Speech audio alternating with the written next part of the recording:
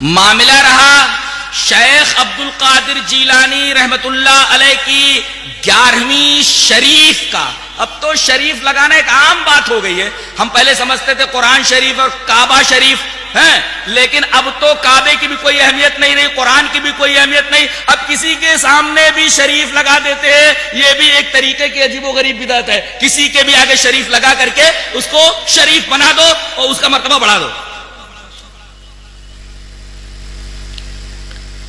یہ عید جو منائی جاتی ہے اور یہ 11ویں جو منائی جاتی ہے کن کے نام پہ ہوتی ہے معلوم ہے؟ شیخ عبد القادر جیلانی کے نام پہ، وہ بھی 12 ربیع الاخر کو.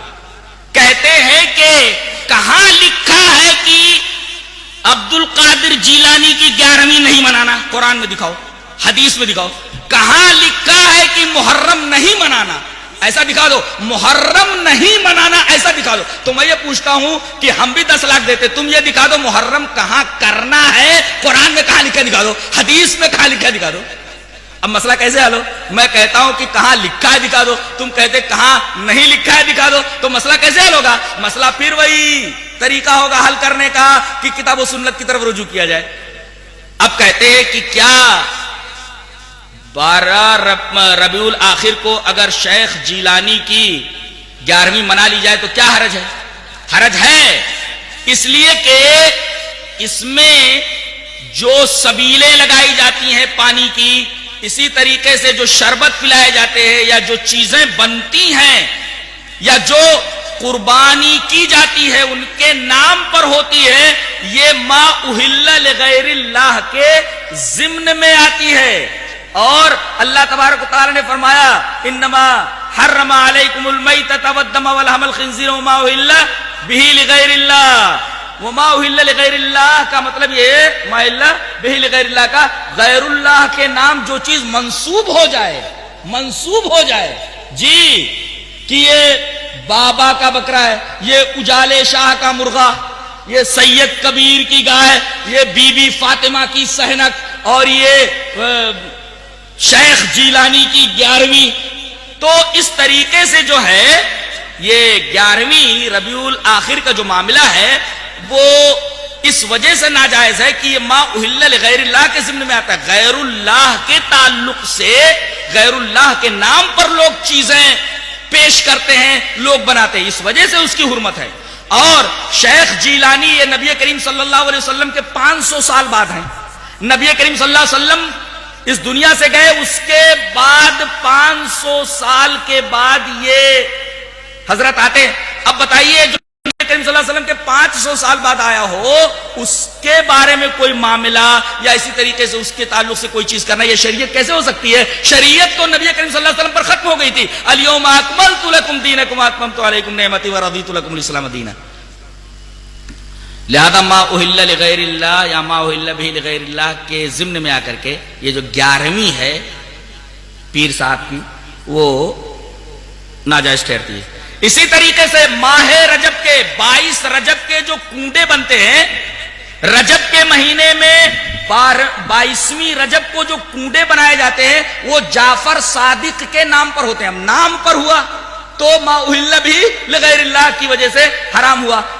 اور در حقیقت یہ 22 رجب کا جو معاملہ ہے اس تاریخ کو نہ تو حضرت جعفر صادق کی پیدائش ہوئی ہے اور نہ اس دن کو، اس تاریخ کو حضرت جعفر صادق کی وفات ہوئی ہے.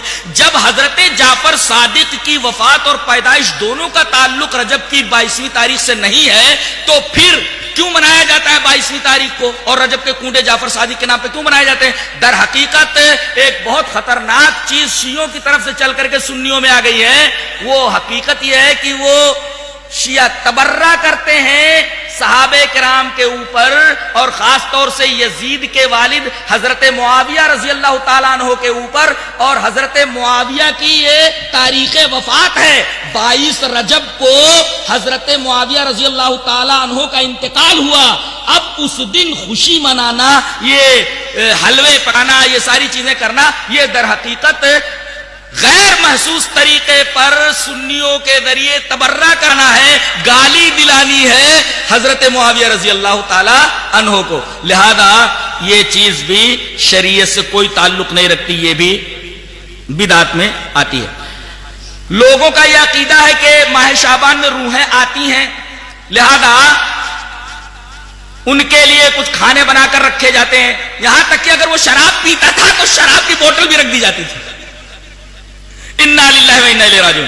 اس کے بارے میں یہ جان لیں کہ یہاں سے آدمی گیا، روح نکال لی گئی تو دوبارہ دنیا میں آدمی واپس نہیں آتا. قرآن نے کہا، سورہ مومنون اٹھا کر کے دیکھیے، وَمِن وَرَائِهِمْ بَرْزَخٌ إِلَىٰ يَوْمِ يُبْعَثُونَ، اور ان کے درمیان ایک برزخ ہے.